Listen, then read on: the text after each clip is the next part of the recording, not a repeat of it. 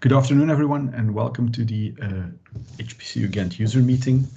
Not a fancy live meeting as we had before Corona, also quite late in the year, so it's July. This is because the VSC user day in June somehow intervened with that. So maybe next year we'll have another live one. Promises. In any case, welcome. The purpose of this meeting is basically to inform you what we have done last year, also what we will do in the upcoming months and years, and of course we welcome your feedback. For those of you who are not really familiar with us, we are HPC-UGent. We provide centralized scientific computing services to Ghent University and beyond.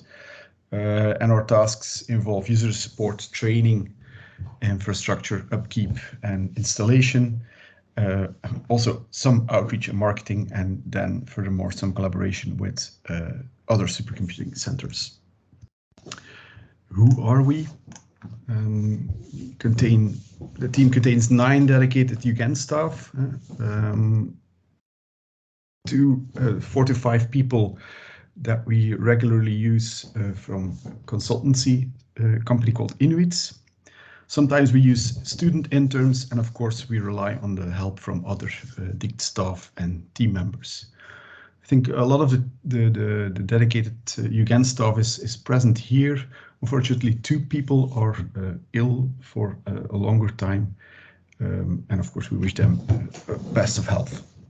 Our funding is mainly provided by FWO, also some European funding, and of course Ghent University. What have we done in 2021, and what are our operations that are still ongoing? As basically last year, you can group them in a number of categories.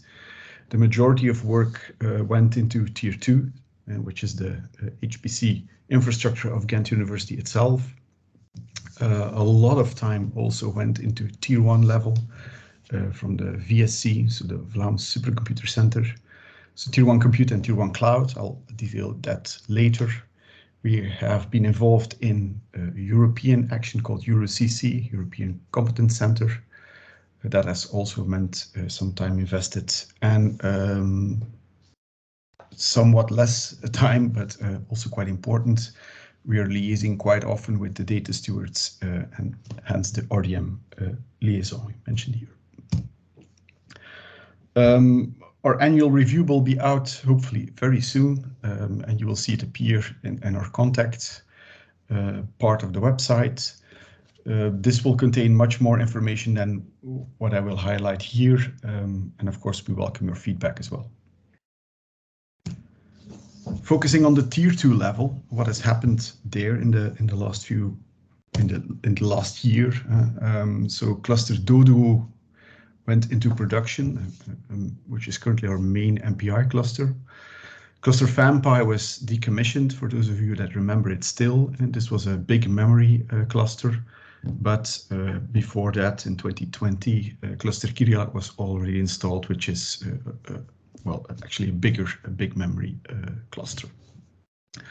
Quite late in 2021, we installed new cluster Axelgor, which is a GPU cluster, only contains 36 NVIDIA Ampere A100 GPUs. I know that often that is not enough for what you want, but it's quite a hefty investment. To give you an idea, this was an investment for about 600,000 euros.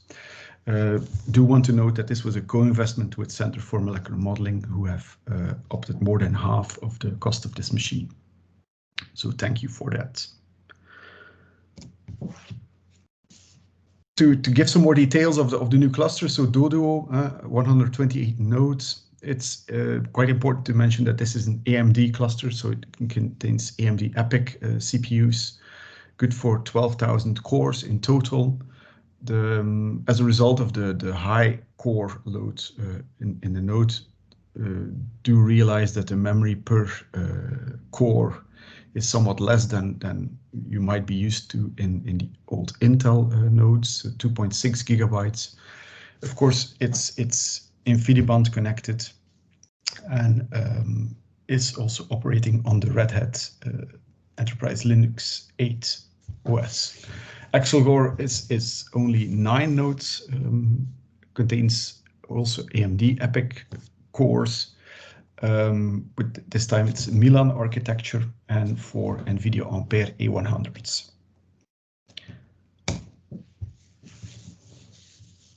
What has changed with respect to user experience in 2021? So we introduced new job command wrappers. We do use Slurm as a workload manager, so to accept jobs, but we have decided to write a job command wrapper that basically accepts Torque PBS style commands like qstat, qsub, qdel as before when we use Torque. The reason for that is that we find it is way much easier to support, and effectively we only support those PBS style commands. So you can only find this in the manual and so on, and we will also provide you with that information. If you want to use Slurm commands, by all means go ahead, but we actually do not know enough of those Slurm commands themselves. We provide the wrappers for that reason. Quite an important change in 2021 was the introduction of the web portal and the interactive debug cluster slacking. I'll come back to that at the end of this of these slides, because I think these deserve some special attention.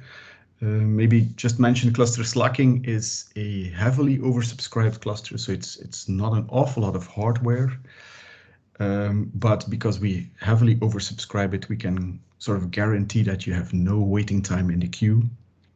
Obviously, the resources are only limited, so it's not infinite. In 2022, we migrated all clusters to Red Hat Enterprise Linux 8, so RHEL 8. That's quite an important change, and I'm sure you've seen several communications with respect to that passing by.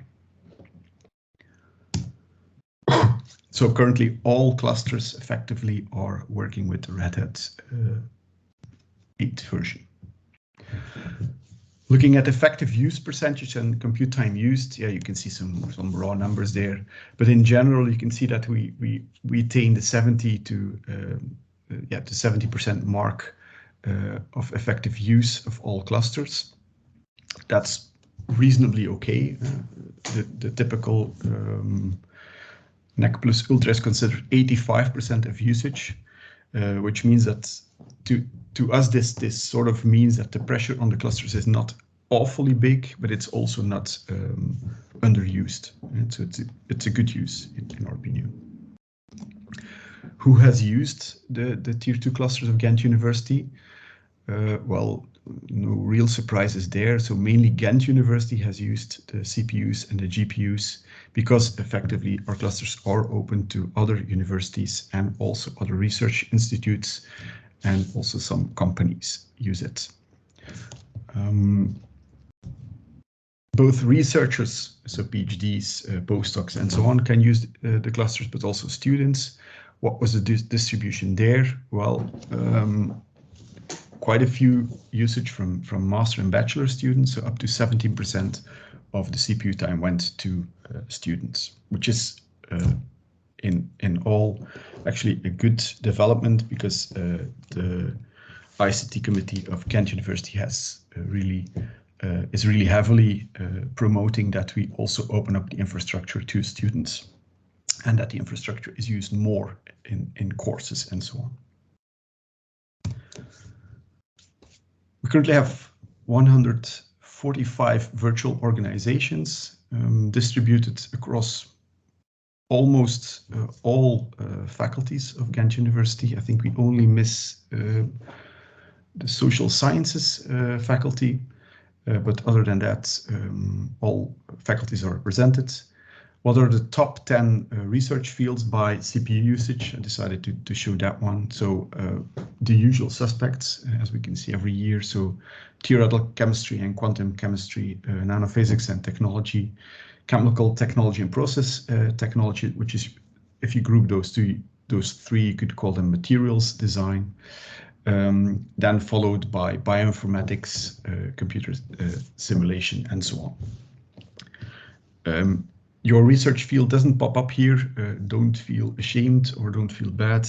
It's not really the quantity that counts. It's what you do with it, of course. A similar picture for the usage, for the active users and the usage. So here you can see distribution of how much users use in 2021. So yeah, you can see a first chunk of compute time is used by a selective group of power users, followed by a very long tail of researchers that maybe only use a fraction of the compute time. But again, that's not a problem. That's very okay and normal. We see this distribution every year.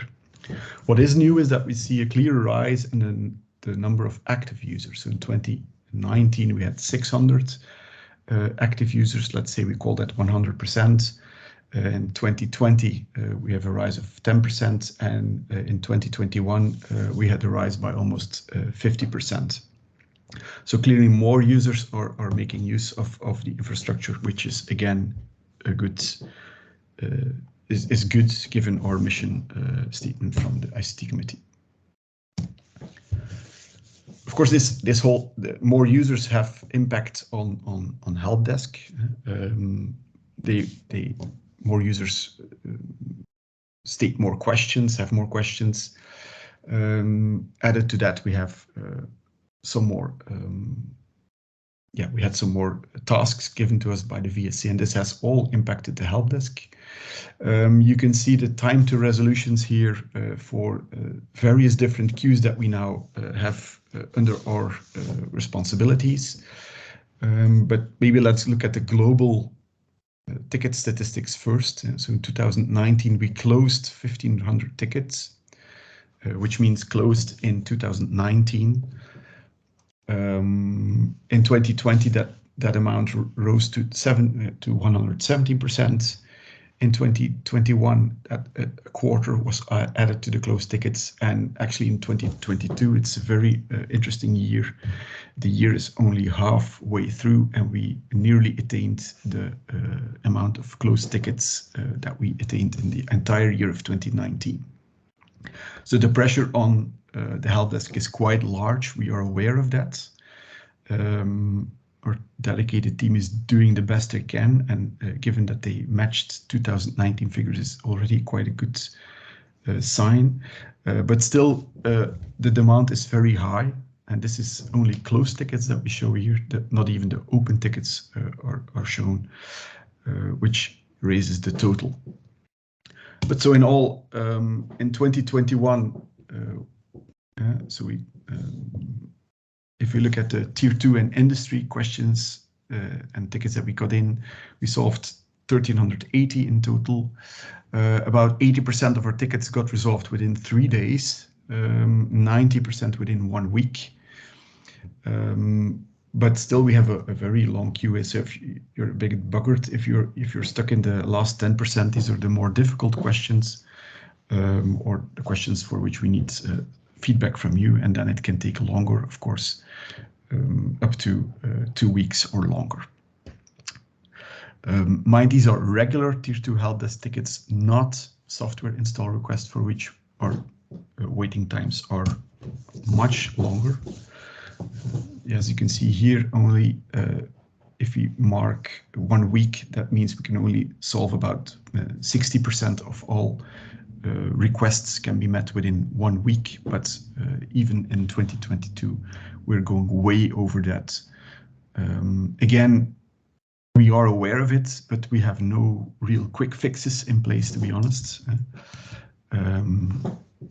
Hiring people is on the table, but it's not up to us to decide on that. Of course, we can try adding other people or more consultants, which we will explore every opportunity here. But it's a difficult task. The swiftness of software install really depends on maybe the most important aspect is whether software is new or not.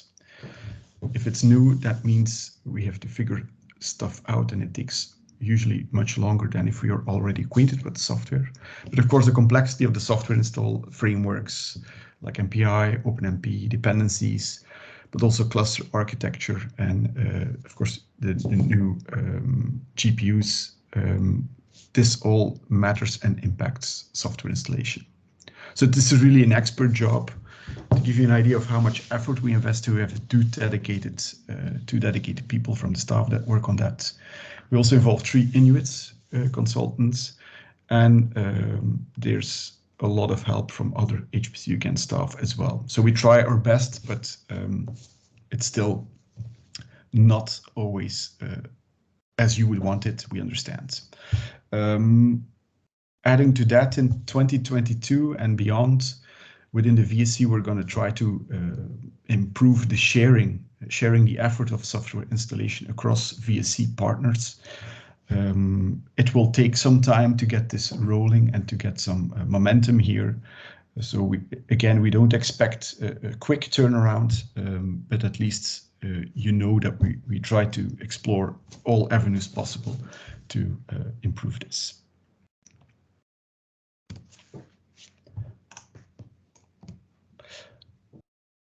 As I mentioned, Tier 1 has deducted also quite a bit of time from us. What is Tier 1 infrastructure? So this is infrastructure for the Flemish Supercomputer Center, VSC.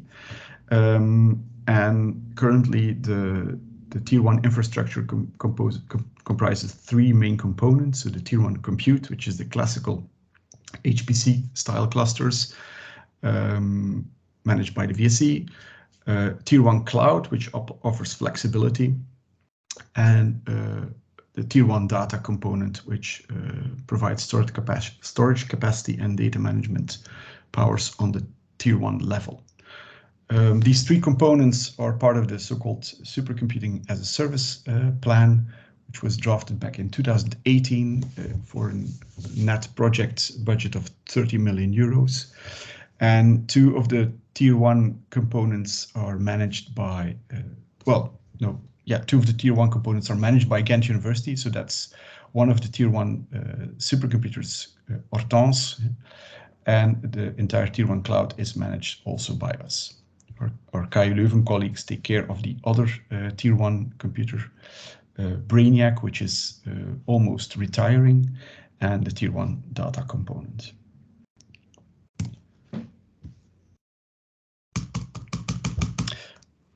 Okay, the Tier 1 cloud, what is this about? This is a virtual, this is a virtual machine platform, similar to, well, if you would want to call it that, similar to Google or Amazon, but obviously not that big. It contains 9 UPS-style hypervisors, so you can compare this to nodes, 76 CPU-type hypervisors, and 9 GPU hypervisors. You can read the specifics there. It's deployed with Red Hat OpenStack platform. Our team supports this, and we had some help from Red Hat. It has a public dashboard and APIs at cloud.vscentrum.be. We also do the project management, typically hand out 1 public IP per project, and it contains various virtual machine images, flavors, instance types. To get access to this cloud, you need to submit a proposal. Results so far are 5 starting grants, 16 academic projects, and 2 exploratory industry projects. This was launched. The Tier 1 Cloud project was launched in 2021. So far the results are not, it's not bad, but also the demand is not really high. And I'll come back to that in a few slides. The other infrastructure that we are supporting and have devoted really a lot of time on is Tier 1 Compute Hortense. you can see the installation of the machine in the data center in a time lapse, which I think comprises roughly 9 months. It contains 336 CPU nodes, also AMD architecture, 20 GPU nodes, and obviously everything is connected with InfiniBand interconnect. So this is currently the biggest supercomputer in Flanders. The pilot phase, after some unfortunate corona-related delays, started on 23rd of November, and in March of this year, we finally entered into production. Demand for this tier 1 is really high, and it's quite good, quite successful.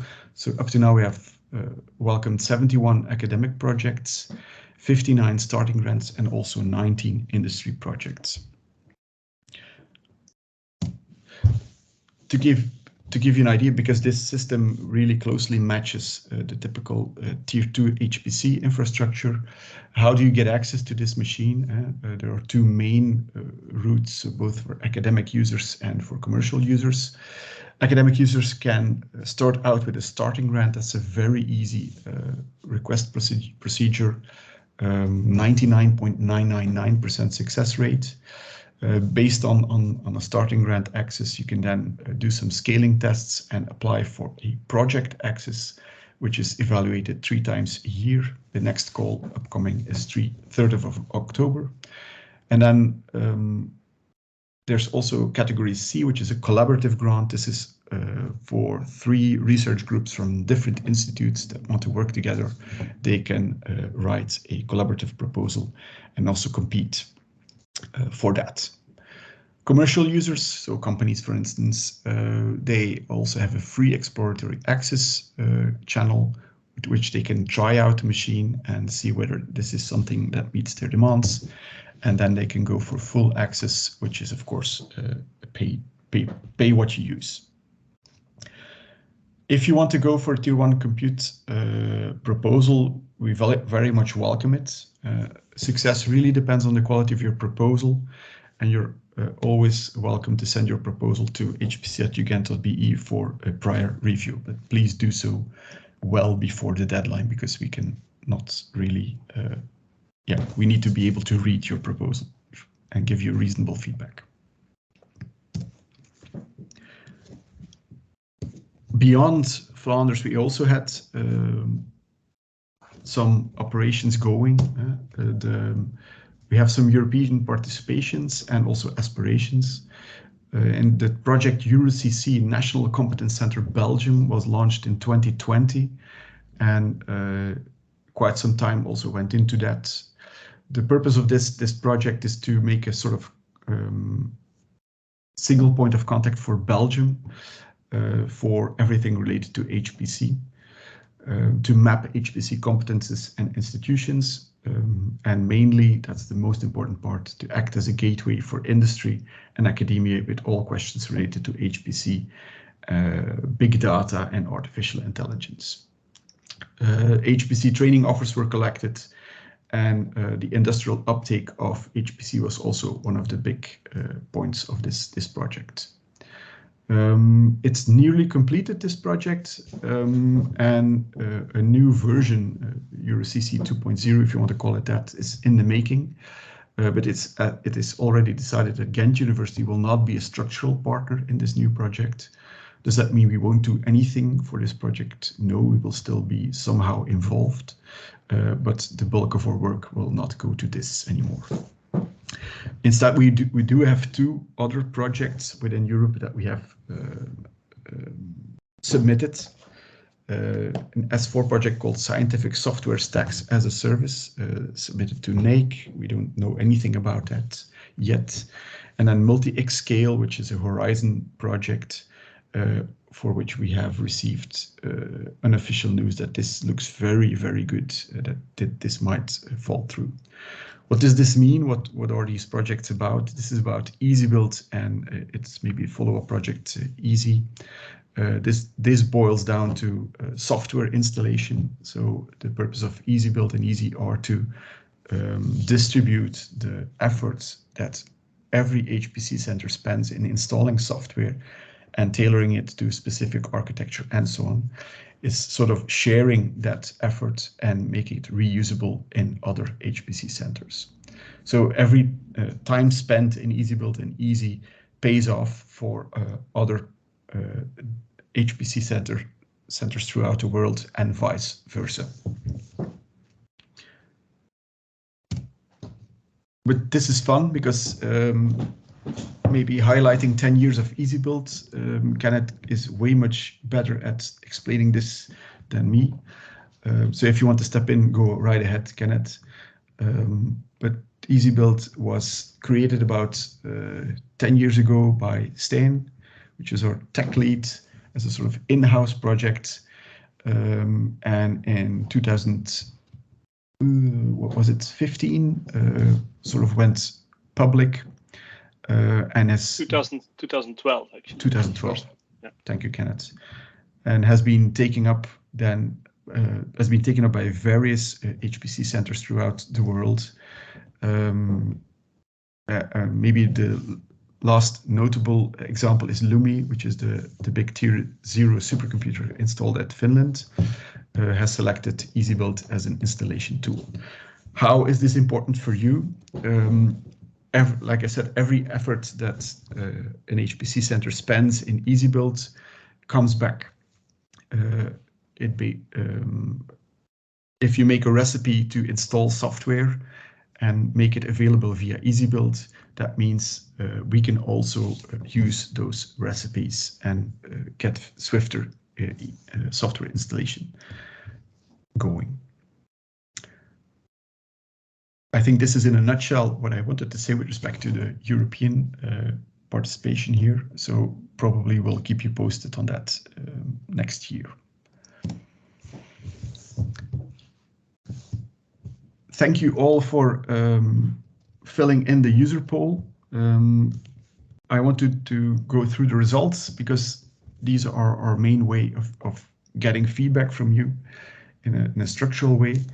This year we had 63 respondents only, probably because we didn't give very much time to complete it, but it's not an awful lot of time it took you anyway.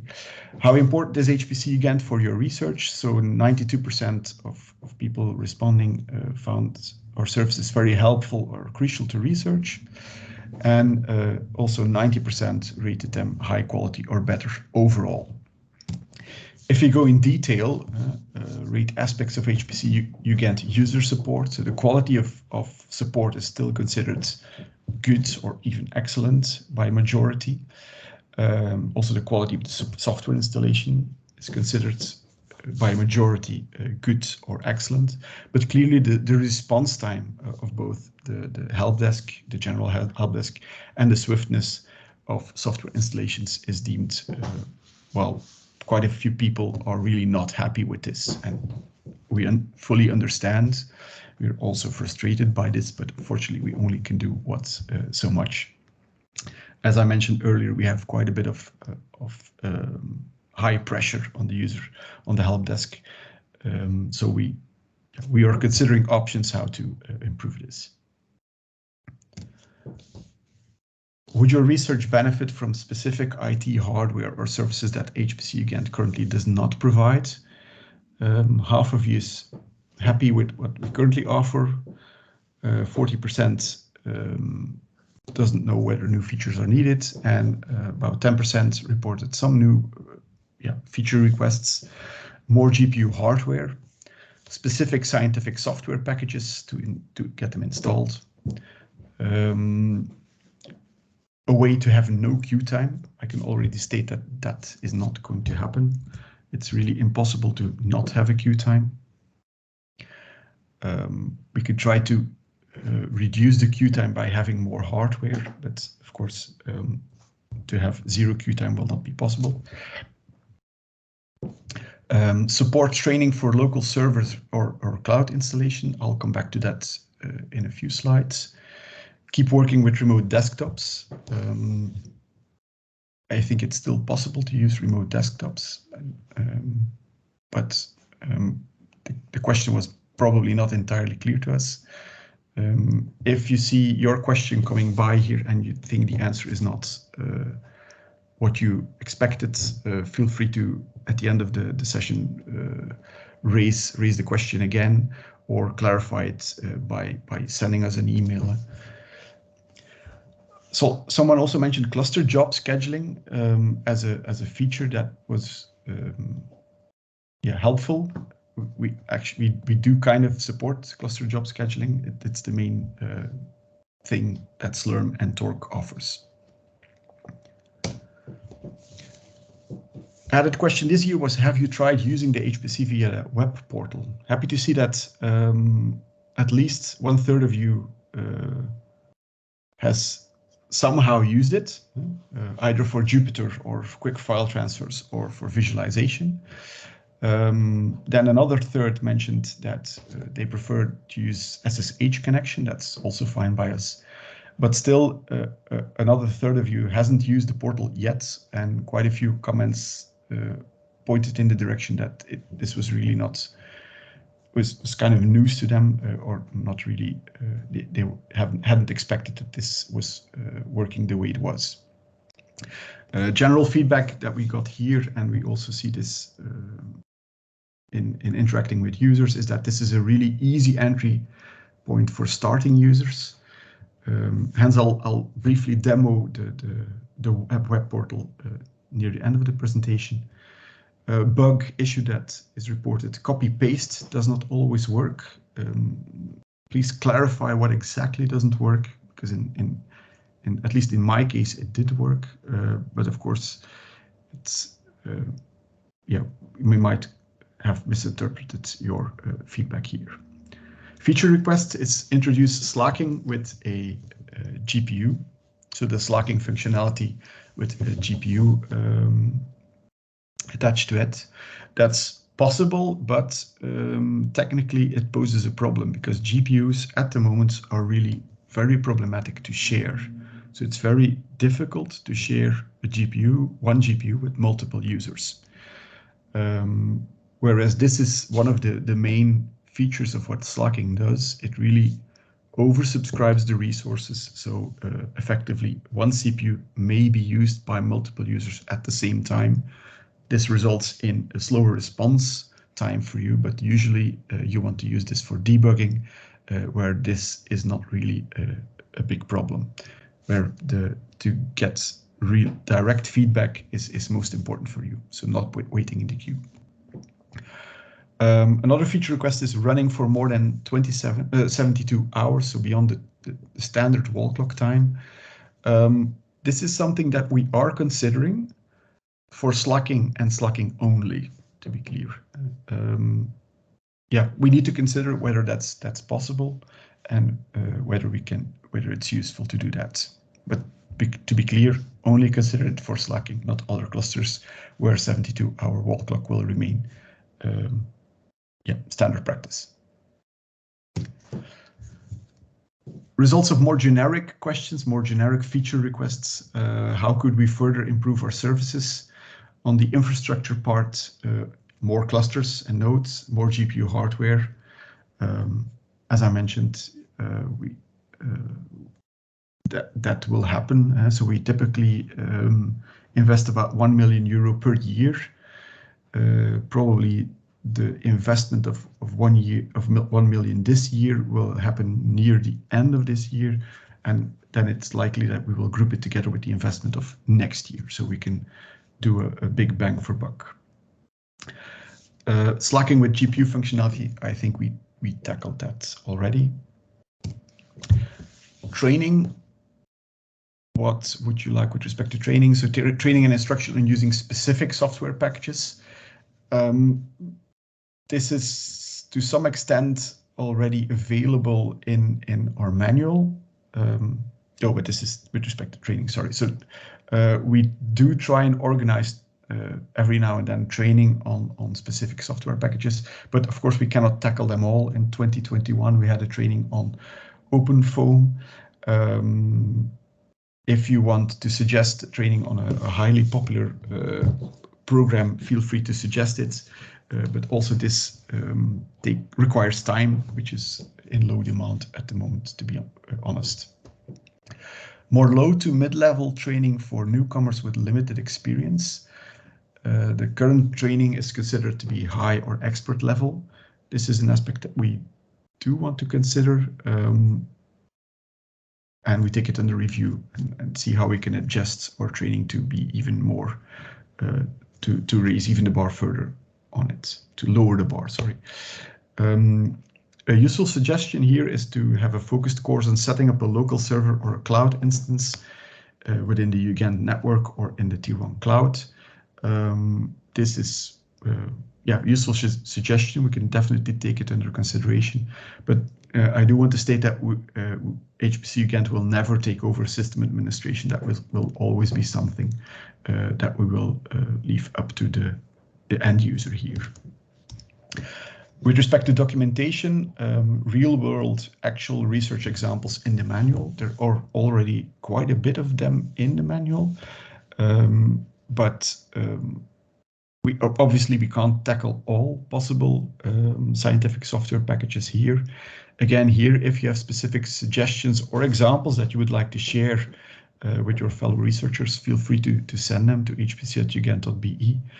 To be clear, we are not experts in using scientific software. We only can import and mention examples if we are aware that they work, and then we rely on your expertise. A very useful suggestion is video demonstration for beginners. Within the VSC, we're actually launching a project to start working on that, to have some videos that show you how to use the HPC infrastructure. Again, we will inform you when those are delivered, and you can watch them. A number of suggestions to improve the user experience. Keep uptimes high. We as a standards, we try to maintain that as high as possible.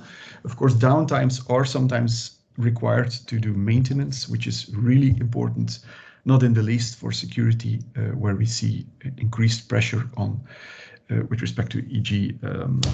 hack attempts and so on. So really maintaining the structure is very important. Visualization of GPU support, so video acceleration in slacking for GUI applications will happen, but as I mentioned, sharing a GPU is still a technical problem. So if you want to use, if you want to have instant access to GPU to do a small calculation, we might run into limits there. But if you want to clarify what you specifically want or what you specifically mean with visualization of GPU support, please do tell us at hpc@ugent.be. The option to extend wall time of an active job, that's not possible. So it's never possible to extend the wall time of a job that's currently running. Extending the wall clock time beyond the 3 days is also not going to work. A way to run jobs with a wall clock of, for instance, 50 days. 50 days is really a lot. So if you want to run your jobs with more than 3 days, we always suggest you do checkpointing, storing intermediate results within your software. This is really important, not only for us, but also for you, because if your job crashes at the end of the 3-day time, for instance, you lose all your work. So regular checkpointing is the way to go. For the person requesting the 50-day wall clock, please send us a mail what you specifically wanted to do, because 50 days sounds like an awful lot. Another suggestion was, again, recurring, a way to estimate the queue time. If not exact, provide upper limits. Well, we can actually honor that. We can give you an upper limit of, let's say, half a month. Okay, that's a bit cheeky of me, but there is really no correct way to estimate the queue time. It really depends on so many factors. mostly what other users are doing on the system, and that really heavily impacts the queue time. So there's really no tool that will provide you with a queue time that is beyond a random number generator, to be honest. We had this in the past. We've also seen this in other VSC infrastructure where estimate of queue time is available, but the results there are really widely varying depending on the usage of the system. And then, yes, I want to say that it's also the upper limit is not possible to give at all, because this can change any time. It can go up and down. So yeah, so we understand, of course, that this might be frustrating. You have no clue when your jobs are going to start, but yeah, unfortunately, we also do not have any clue, and there's also not a way to estimate this accurately. We can only state submit as early as possible and be prepared to wait a couple of hours, couple of days. The current, don't have a slide with the waiting times here, but the current waiting times are not awful, to be honest. I think 80% of all jobs start within 24 hours, if not faster. All software modules should still work and be available on Red Hat Enterprise Linux 8. I think we alerted that, I'm quite sure we installed a warning if you were using old software modules that would only work on sub 8 version Red Hat. And then we ask you to get in touch or submit a new software installation request. I think most of the old software modules are currently already migrated, for which we got requests. If you have really old software modules that can only work on a version that's older than Red Hat 8, please get in touch with us and tell us what you really want to do. It is possible, but it takes quite a bit of effort to get this working, to be honest. But do get in touch if you see something that's still not as you expected. And then, of course, quite a bit of response here with respect to user support. And again, we understand what you mean here. So more time to help people with specific questions, have feedback or meetings with specific research teams, a swifter response time on the help desk, swifter software installation. These are things, of course, that yes, suffer from the bigger pressure on our help desk. As I mentioned, we will consider all options here to alleviate this. I also do feel that the installation of the Tier 1 compute system has meant a burst in requests, and that has detracted from spending time on Tier 2. So I do hope it will at least level off in the upcoming months, but at least, as I mentioned, we will consider all options. To have an instant service like a chat is something that we will not do. I can basically say it out loud. A chat is, yeah, that really doesn't scale at all. And then finally, better support, hire people. I would really like to, but there are financial boundaries, of course, and then, of course, we need to get this approved. But in any case, thank you for the suggestion. We will definitely take it up higher up the food chain.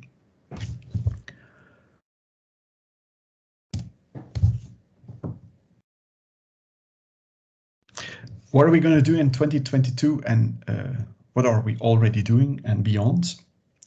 What will we spend time on? We will invest time in extending the Tier 1 compute infrastructure Hortense. So currently, first phase has been delivered.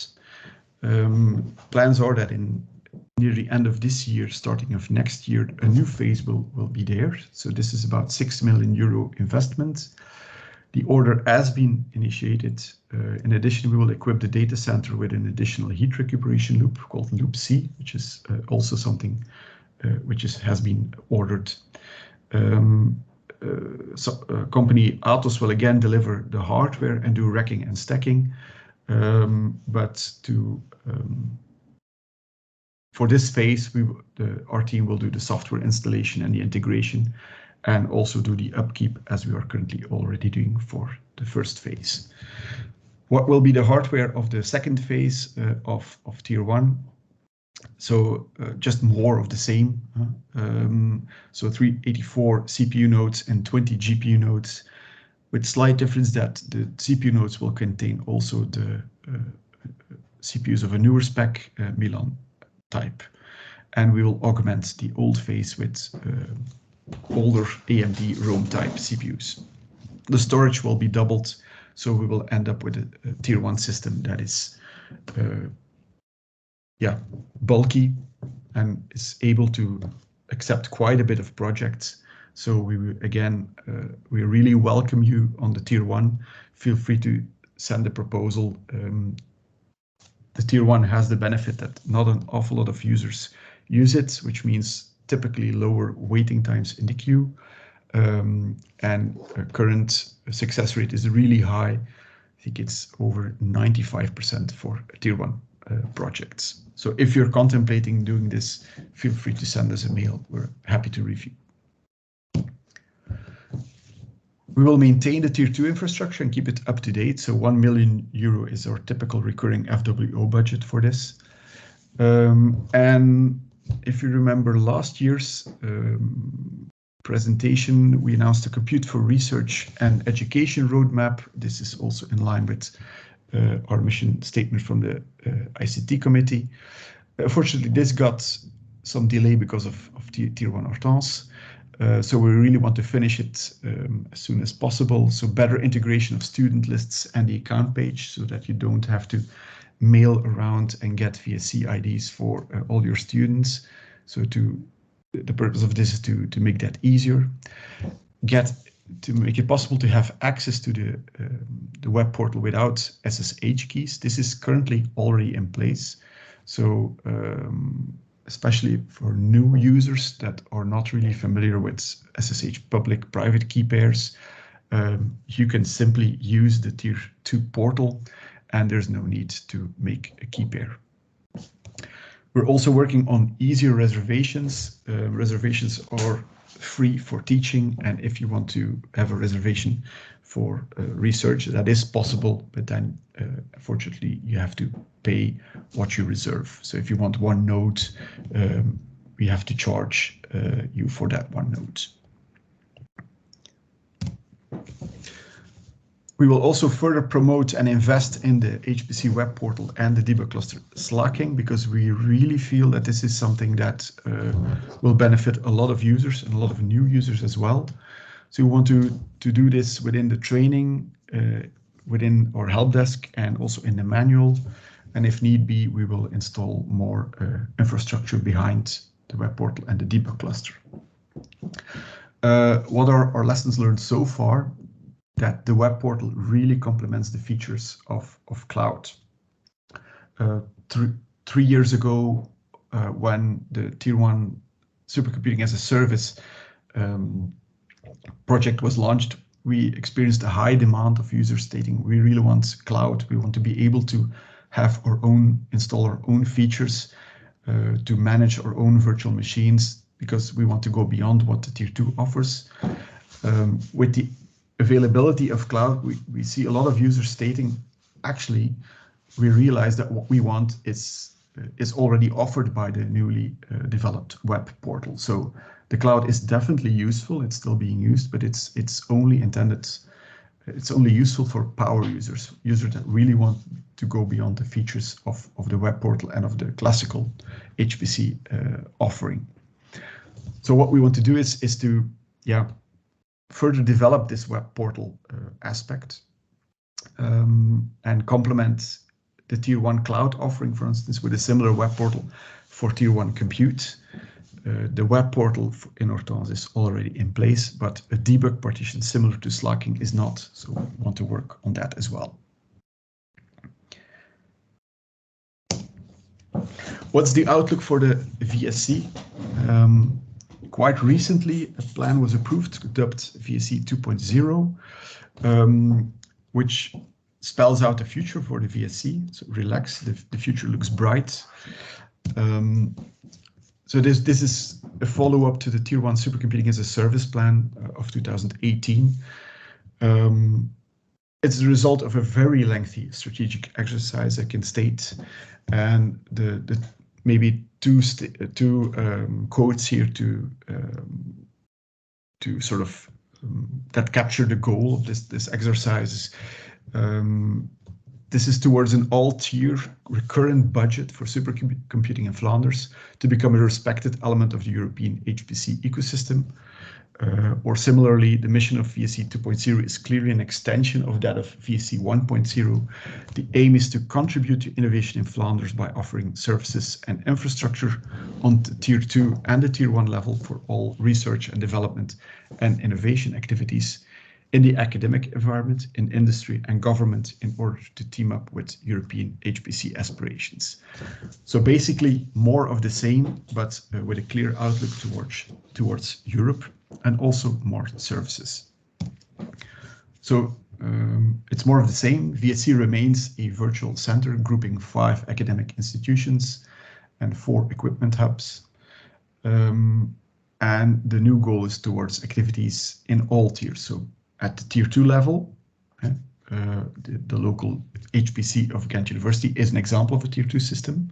The Tier 1 regional level, Tier 1 Compute Hortense, for instance, and also Tier 0 European LUMI. We have quite a bit of, we will get quite a bit of compute time on LUMI, and VSE wants to leverage that. The front office wants to move towards a single point of contact. At the moment, every Tier 2 service center has its own dedicated contact points, and those will remain in place. But basically, VSE wants to put a single point of contact before that, so that new users, not necessarily from a university, know who to contact, and then the message gets passed on, and so on. The new service points of the VSE will then divert towards the actions that are needed. You have LUMI, which is a Tier 0 system, the data component, the cloud component, the Tier 1 compute component. Even consultancy is a possibility, and also training is definitely also a separate action point. Who will do the work? What are the responsibilities over the different VSE hubs? Hub U Hasselt will be responsible for marketing and communication.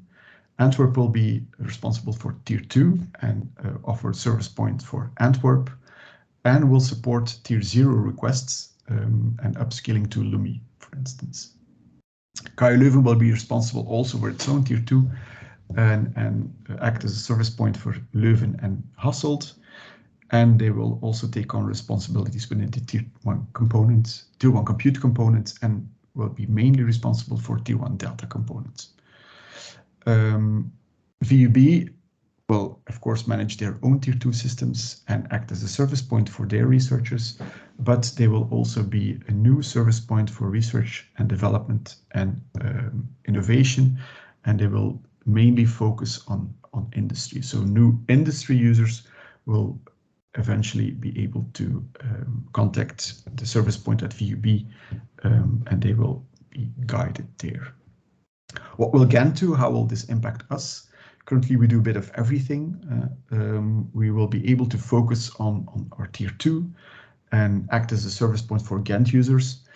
And we will concentrate on Tier 1 compute, Hortense, and Tier 1 cloud.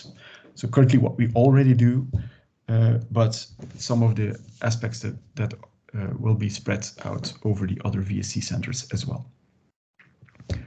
This is in a nutshell what VSE 2.0 plan will mean. It will also mean recurring budget for Tier 1. This plan has been approved by the FW Board of Directors and now is on the table with the government. And also here the outlook is quite good. So it's very likely that this plan will get through.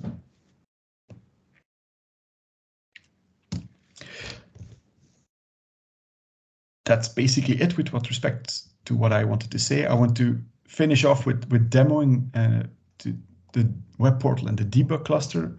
So very briefly, the HPC web portal is what we think a game changer, especially in combination with the debug cluster slacking. This cluster offers you 0 wait time, but against limited resources, of course. There's no need for system administration here. So in this way, it complements the cloud's offering. You can have a remote virtual desktop. It's very easy to do that. And it's ideal for interactive and visualization tasks. There are quite a bit of custom interactive applications already installed, but it's possible to have some more. You can do it yourself. For instance, in the context of a course, it is possible to have one app with fixed parameters for students, for instance. This is definitely a possibility. In the presentation, I have a movie that demonstrates a number of aspects, but I thought I'd try and demo it live. How do you use the web portal? I hope you can see the browser. It suffices to go to login.hpc-ugent.be. I'm connected. I'm currently not at the UGent within the UGent network, so I have to open a HPC firewall connection, but this is actually already done in the background if you don't do that at first. You're then presented within the browser with an overview of the clusters, so the typical non-graphical overview of the status of the clusters. You can also see some messages that are quite important. So as a reminder, next week, Monday, we expect network disruptions due to the data recovery exercise. What can you do here? You have a menu, files, jobs, clusters, interactive apps. The files tab offers you access to your various folders. So for instance, if I go to VSC data, I get an overview of all my files that I have here. I can easily transfer files by, for instance, quick drag and drop. And so this is a stupid text file on my desktop. I can drag it here and upload it. I can then even edit it if needed, all within the browser.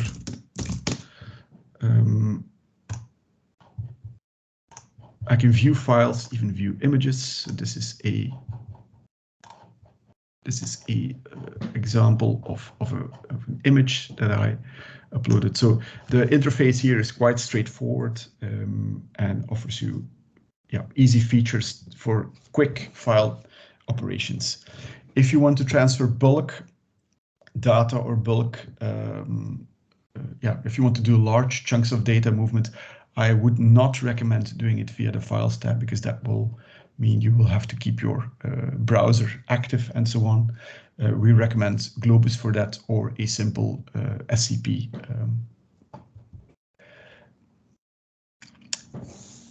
There is a job composer also here. To be honest, we haven't experimented heavily with that, but this gives you a basically a GUI on making jobs, making a job script, and gives you some pointers and launching them, but also consulting which jobs have run, which haven't, which are completed, as you can see here.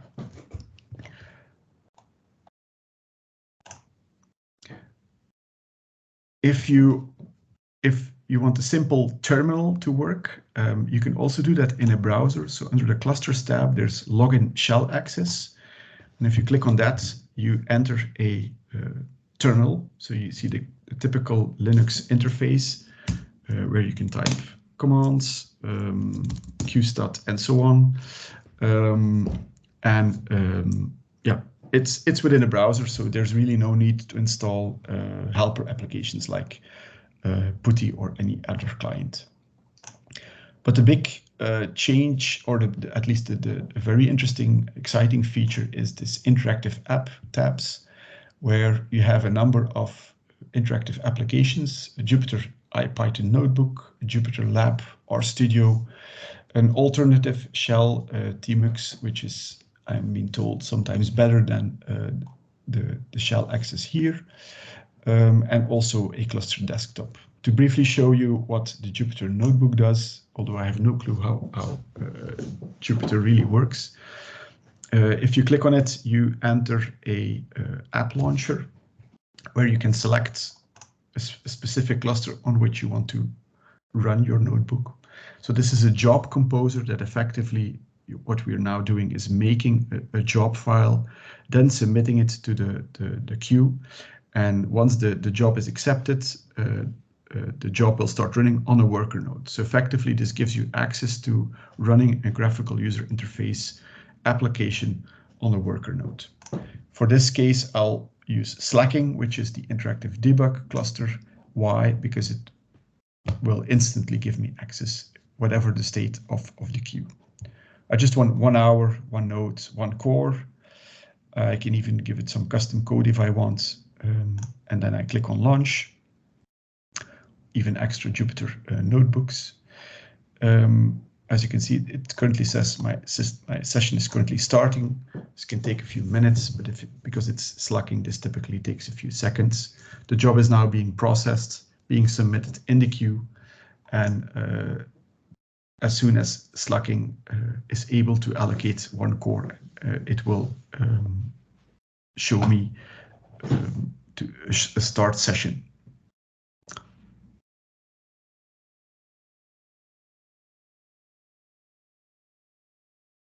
Okay, here we go. So connect to Jupyter Notebook, and what we then see is indeed what I'm told is Jupyter. So we can start, for instance, a new Jupyter Notebook and do something like this.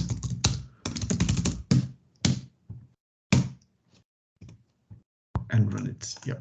So this is quite easy to use. I have no clue what people do with Python notebooks, but with Jupyter notebooks, but here as well, if you have nice examples, feel free to send them to us. Quickly going to jump to another interactive application, a cluster desktop. That's also worth mentioning. So what is a cluster desktop? You will see again an interactive job composer happening here. The cluster desktop is an application that will give you a Linux desktop on one of the worker nodes of a cluster you want. So for instance, again, let's take slacking as the cluster on which we want to work for 1 hour, 1 node and 1 core. Again, you can change this around if you want. I will auto start. I will give it some code. I will load a module called ParaView and will immediately start ParaView, which is a GUI to analyze computational fluid dynamics simulations, so I've been told. Again, if we click on launch, what will happen is the job will be packed, will be submitted to the queuing system. As soon as the slacking and the queuing system is able to give us the resources, we'll get a button with which we can get access. As you can see here, you have some kind of compression and image quality, which you can choose. I'm going to leave it with the standards. And launching the cluster desktop, what you can see here is a typical Linux system, for those of you that know that. So you can, if you want, you can open a web browser within a web browser. You can also open a terminal, but this is not really the main purpose. What we ask for ParaView, and it's quite, it takes a bit of time for that applications to start, but this is the graphical user interface, and in principle we can then open the stuff we want. I don't know if I have an example here. Yes, here it is.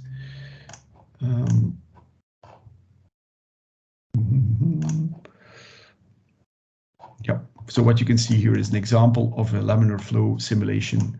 And yeah, you can work with the GUI if you want. This is really in a nutshell what the web portal does. So it offers you files, a way to do terminal application quite easily, and also quite a bit of interactive applications. As I mentioned, it's possible to have here some custom applications as well. We don't have too much experience with that, but do get in touch if you want to see that happening. And with that, I'm going to close the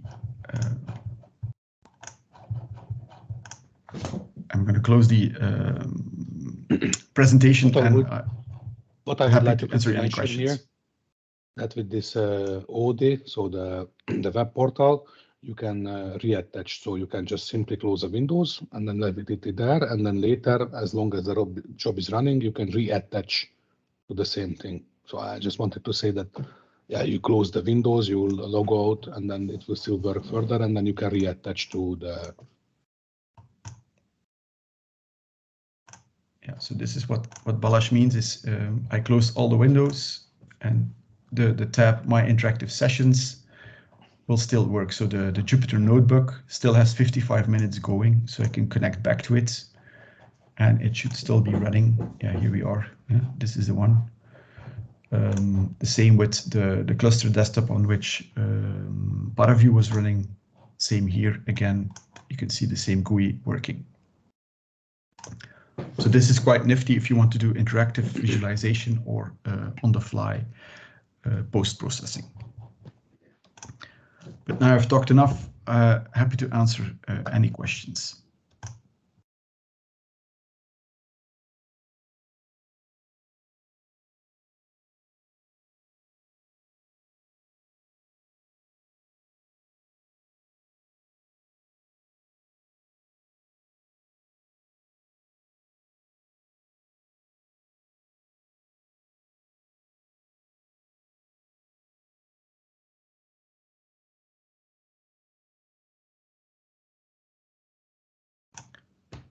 If there are no questions, it's also fine.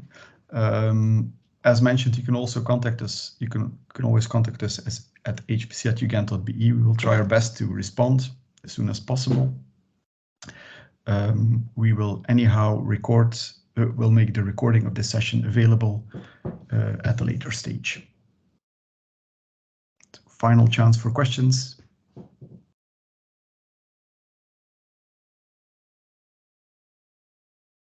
If not, then thank you very much for joining and also for providing us your feedback, and hope to see you soon. See you guys.